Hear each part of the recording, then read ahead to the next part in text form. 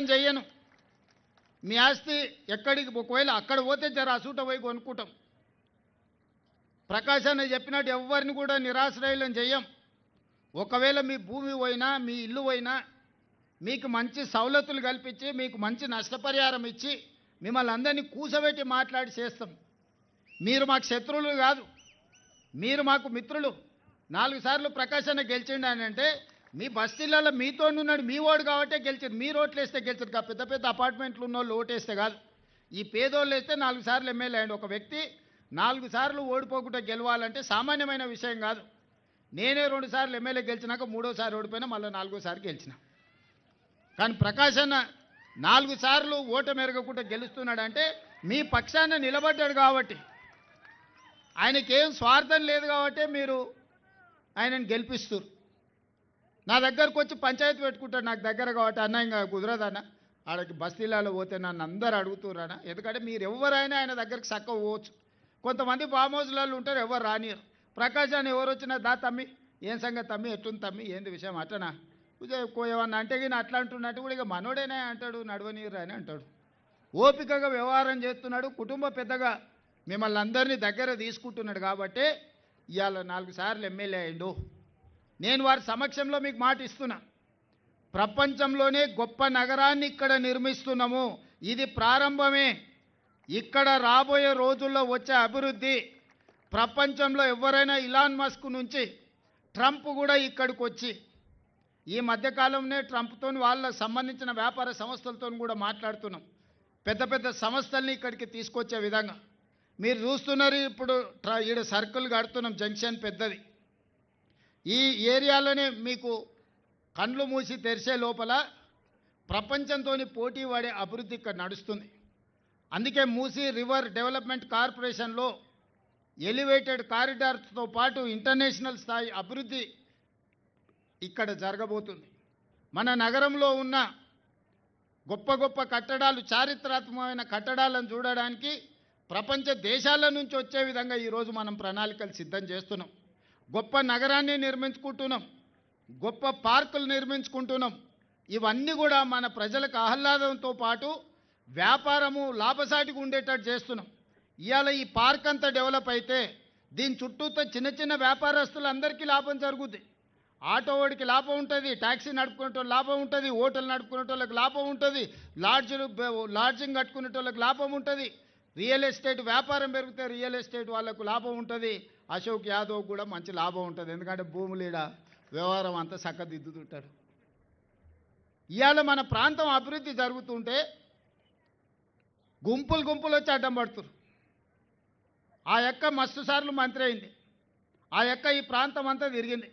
ఎనడన్నా మీకోసం ఆ అక్క ఆలోచన చేసిందా? ఇవాళ మీకు మంచి జరుగుతుంటే ఎంబడి తీసుకొని వచ్చి అందరినీ ఇడ తిప్పి చూపిస్తుంది అక్క. ఆ అక్క ఎవరో మీకు తెలుసు, నాకు తెలుసు. అందుకే నేను అక్కకు సూచన చేస్తున్నా.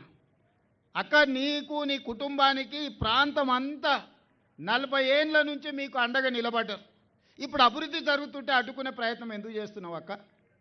మీ నాయకులకు కడుపులో మంట ఉండొచ్చు, నేను చేయలేని ఇంకోటి చేస్తే. అప్పుడప్పుడు పిల్లలు ఉంటారు, వాన పడ్డప్పుడు పిట్టగూళ్ళు కడితే వాని ఘటనిక రాక ఎవడని కడితే దాని మీద దుంకి పలగొట్టేసి ఉరుకుతాడు సందులో. గట్లనే ఉంది. నేను ఏదైనా చేయబోతే కేటీఆర్ వచ్చేసి నేను అన్నీ నువ్వు ఏం చేస్తే అది నేను అడ్డం పడతా అని. ఇట్లాంటివి మానేయండి. ఇవాళ గుజరాత్కు పంపించిన నేను అహ్మదాబాద్లో సబర్మతి నదీ రివర్ ఫ్రంట్ మోడీ కట్టుకున్నాడు. ఇవాళ ఢిల్లీ ప్రభుత్వం, బీజేపీ ప్రభుత్వం యమునా నది రివర్ ఫ్రంట్ పెద్ద ఎత్తున అభివృద్ధి చేస్తారు. ఉత్తరప్రదేశ్లో యోగి గంగా నది రివర్ ఫ్రంట్ చేస్తే కొన్ని కోట్ల మంది పోయి ఇవాళ చూసి వస్తున్నారు. వాళ్ళకి టూరిజం ఆదాయం పెరిగింది.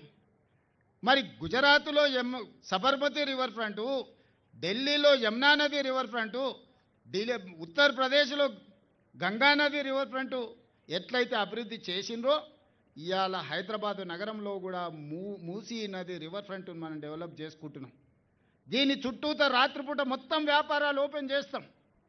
పొద్దుటిపూట పని చేసుకోవడమే కాదు, రాత్రిపూట పనిచేయడానికి కూడా మూసీ నది ఒడ్డున 2 వైపులా రాత్రి మొత్తం వ్యాపారాలు జరిగేటట్టు హోటళ్ళు, వ్యాపారాలు, కూరగాయలు, పంటలు, ట్యాక్సీ అన్నీ చేసి మొత్తం లైట్లు పెట్టి బ్రహ్మాండంగా పెట్టి నిరుద్యోగ యువకులకు ఉద్యోగ ఉపాధి అవకాశాలు కల్పించి శాంతి భద్రతలను పటిష్టంగా అమలు చేసి పొద్దుపూట కష్టం చేసుకున్న వాళ్ళు సాయంత్రం పోతే కూరగాయలు కొనుక్కోవాలనుకున్నా, బట్టలు కొనుక్కోవాలనుకున్నా, పిల్లల్ని తీసుకెళ్ళి ఇంత హోటల్లో మనం ఇంత మంచి భోజనం పెట్టించి మొత్తం అట్లా నగరాన్ని చూపించి రావాలనుకున్నా ఈరోజు మొత్తం ఇదంతా అభివృద్ధి చేయాలనుకుంటున్నాం. దీన్ని నైట్ ఎకానమీ అంటారు. పొద్దుపూటనే కాదు, రాత్రిపూట పరిశ్రమలు ఎట్లయితే జరుగుతున్నాయో నైట్ టూరిజంని కూడా మనము, లేక్ టూరిజంని కూడా మనం ఇవాళ డెవలప్ చేయాలనుకుంటున్నాం. అందుకే 99 రోజుల ప్రజాపాలన ప్రగతి ప్రణాళికలో భాగంగా మొదటి రోజు ఒక మంచి ప్రణాళికకి ఈరోజు ప్రారంభోత్సవం చేసుకొని ఈ స్ఫూర్తితోని ముందుకెళ్దాం అనుకుంటున్నాము. మన ప్రాంతాన్ని మనం అభివృద్ధి చేసుకుందాము. మన చదువుకున్న పిల్లలకు మనం ఉద్యోగ ఉపాధి అవకాశాలు కల్పిద్దాము.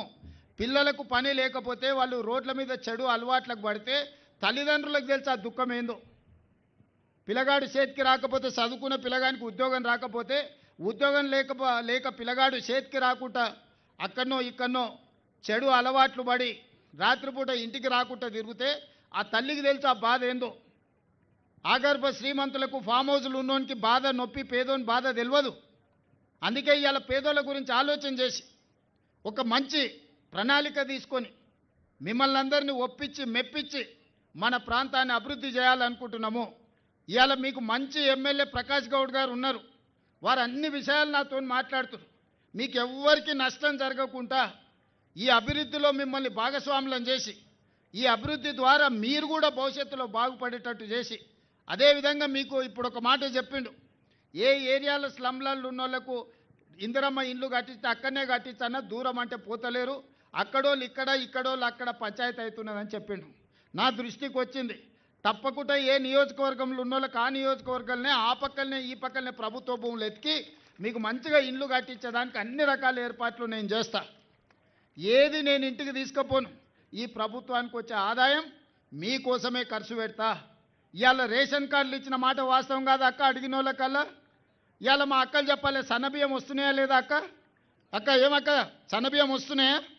ఇవాళ సంటి పిల్లలకు కూడా అన్నం వండి పెడుతురు కదా, బస్సులో ఉచితంగా ప్రయాణం చేస్తురు కదా, 200 యూనిట్లు ఉచిత కరెంటు వస్తుంది కదా.